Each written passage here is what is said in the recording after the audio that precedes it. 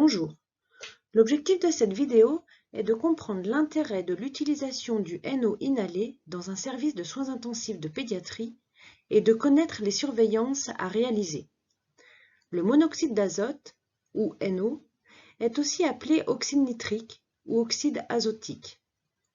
Les concentrations de gaz utilisées sont exprimées en ppm, équivalent à la fraction 1 sur 1 million. Le monoxyde d'azote est un gaz dont la molécule comporte un atome d'azote et un atome d'oxygène. Dans l'organisme, le NO est produit de manière endogène dans les cellules endothéliales, puis il diffuse vers les cellules musculaires lisses adjacentes.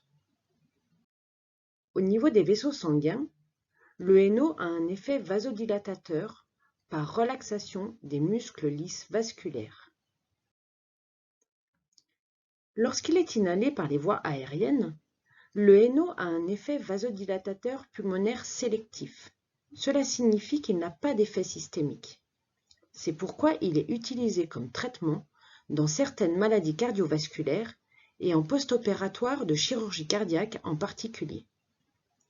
En diminuant les résistances vasculaires pulmonaires, le NO inhalé permet donc d'augmenter le débit pulmonaire et d'améliorer ainsi l'éjection ventriculaire droite. En fonction du recrutement pulmonaire, le NO permet également d'améliorer l'oxygénation par redistribution du sang vers les zones ventilées. L'efficacité du NO inhalé va être visible rapidement car sa réponse est rapide. En moins de 30 minutes, vous pouvez constater une amélioration de l'oxygénation du patient. D'après vous, quelle est la durée de vie du NO?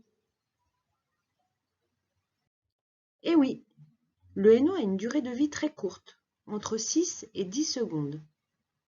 C'est pourquoi, si le traitement est interrompu de manière brutale, et étant donné que la synthèse du NO endogène est suspendue temporairement, l'état clinique du patient peut s'aggraver très rapidement. Il est donc indispensable d'avoir un système d'administration manuelle de secours en cas de problème. Pour les mêmes raisons, il est également préconisé de réaliser un sevrage progressif du NO inhalé lors de l'arrêt du traitement afin d'éviter un effet rebond. Chez le nouveau-né, par exemple, le sevrage est réalisé progressivement par palier de 5 ppm, puis par palier de 0,5 ppm pour des doses inférieures à 5. Comme tout médicament, le monoxyde d'azote peut être toxique pour l'organisme. En effet, en présence d'une forte concentration en oxygène, le NO peut s'oxyder et se transformer en dioxyde d'azote, ou NO2, appelé également nitrite.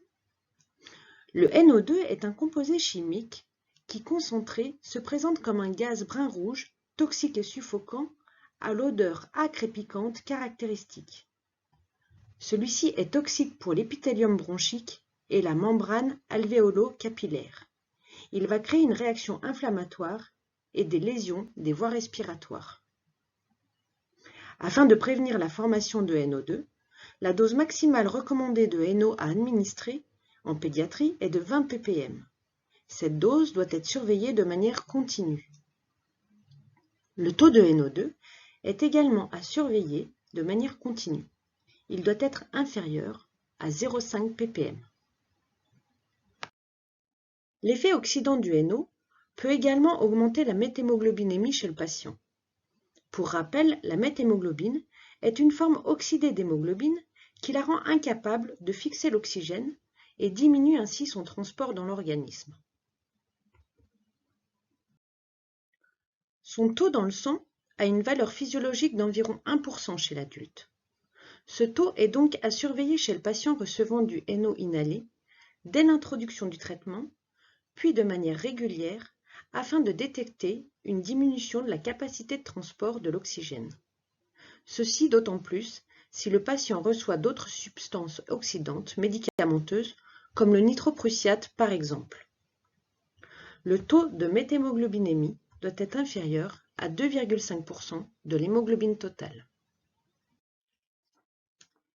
Quel que soit le dispositif d'administration du monoxyde d'azote, avant de mettre en route un traitement de NO chez un patient, vous devez 1.